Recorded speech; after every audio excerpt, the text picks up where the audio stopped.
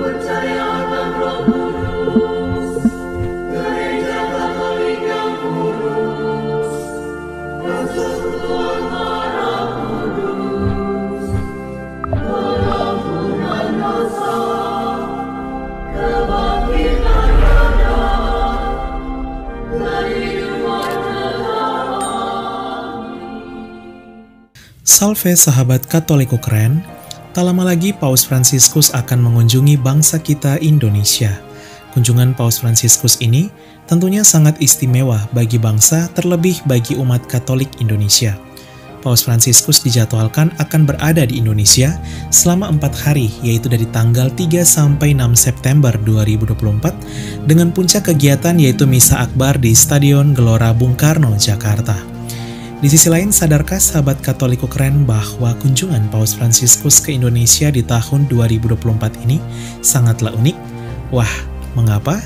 Inilah 7 fakta dan alasan mengapa kunjungan Paus Fransiskus ke Indonesia 2024 ini sangatlah unik dan menarik.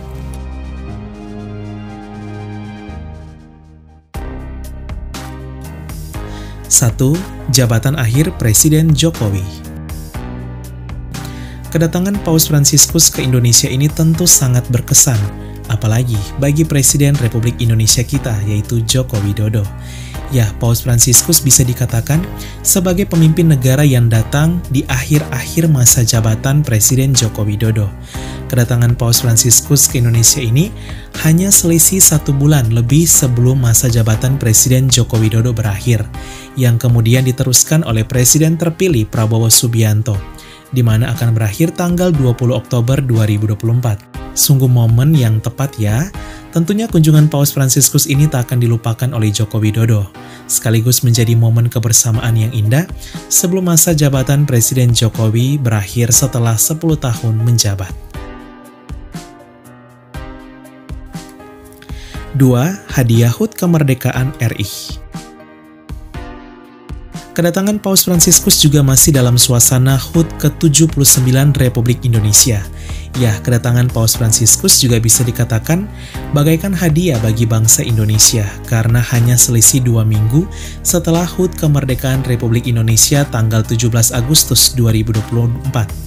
Tentunya momen kunjungan Paus Fransiskus ini selain menguatkan iman umat Katolik, tetapi juga membangkitkan semangat nasionalisme dari umat. Selain itu, Ibu Kota Baru Indonesia yaitu IKN Nusantara juga akan diresmikan sejak tanggal 17 Agustus 2024. Sehingga tentunya Paus juga akan memberikan doa dan berkat khusus bagi bangsa kita Indonesia.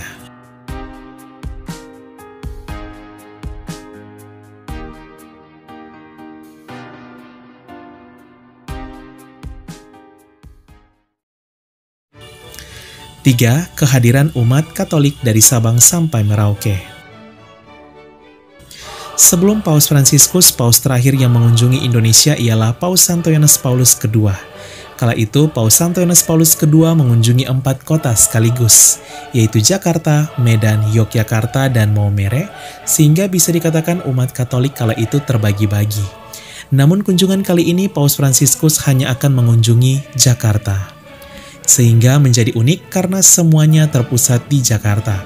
Itu artinya, Misa Akbar di GBK akan dihadiri oleh umat Katolik lengkap dari 38 provinsi maupun 38 keuskupan. Luar biasa ya.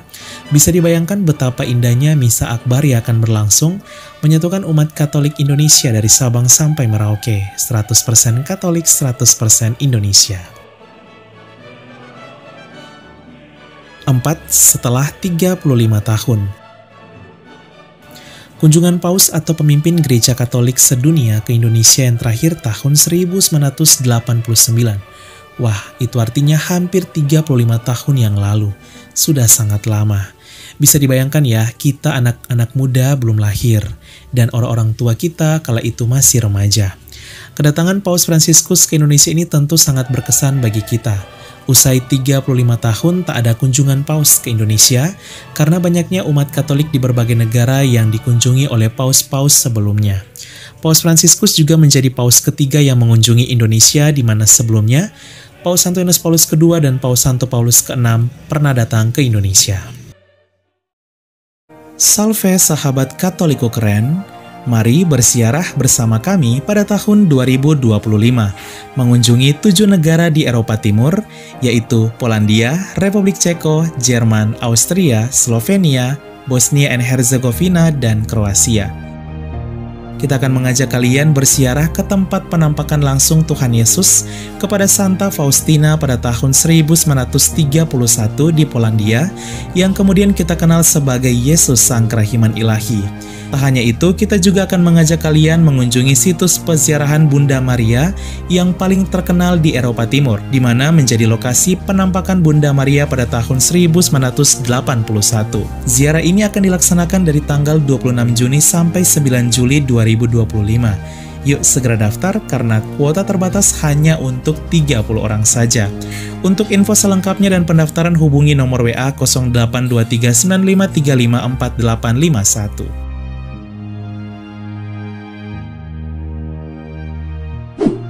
Tahun 2025 juga dikenal sebagai tahun Yubeleum.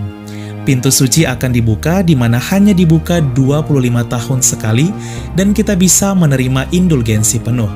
Ziarah tahun Yubeleum ini bersama Katolik Keren akan dilaksanakan dari tanggal 13 sampai 25 Juni 2025 sebelum ke Eropa Timur, mengunjungi 6 negara di Eropa Barat, yaitu Portugal, Spanyol, Prancis, Monaco, Italia, dan Vatikan, termasuk mengunjungi Lourdes dan juga bersiarah ke Roma di tahun Yubeleum yang penuh rahmat di mana Holy Door atau pintu suci akan dibuka.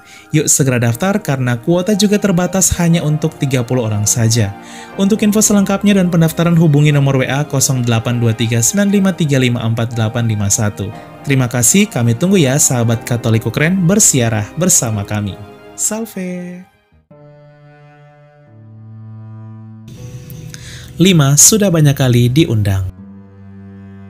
Fakta unik kelima ialah Paus Fransiskus ternyata sudah banyak kali diundang ke Indonesia loh. Namun karena waktu dan jadwal yang sangat padat ke negara-negara lain, maka Paus belum sempat datang ke Indonesia. Akhirnya di tahun 2020, Presiden Joko Widodo mengundang Paus berkunjung ke Indonesia. Namun karena pandemi yang terjadi maka batal. Kemudian di tahun 2022, Menteri Agama Republik Indonesia yaitu Gus Yakut mengundang kembali Paus Fransiskus ke Indonesia, di mana beliau datang langsung ke Vatikan. Dan juga masih banyak lagi tokoh-tokoh penting bangsa Indonesia yang berkunjung ke Vatikan serta mengajak Paus datang ke Indonesia. Syukur kepada Allah, di tahun 2024 ini Paus Fransiskus akan datang ke Indonesia dan menanggapi undangan tersebut. 6. Paus pernah memuji Indonesia. Fakta unik lainnya ialah nama Indonesia begitu berkesan di hati Paus Fransiskus. Ya, pada tahun 2022, di hadapan umat Katolik berbagai negara yang hadir di lapangan Basilika Santo Petrus Vatikan, Paus Fransiskus menyebut dan memuji Indonesia. Paus mengatakan jika terjadi krisis panggilan menjadi imam, biarawan, dan biarawati, pergilah ke pulau-pulau di Indonesia, karena masih banyak panggilan hidup bakti di sana.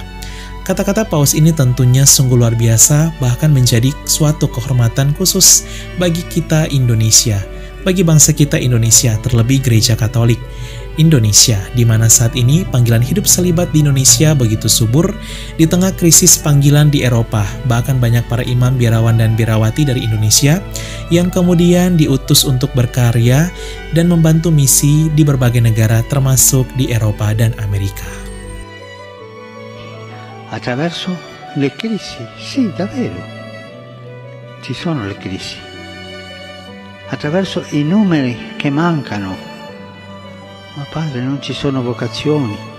Adesso andremo a quell'isola dell'Indonesia per vedere se ne troviamo qualcuna. 7. Membawa pesan toleransi.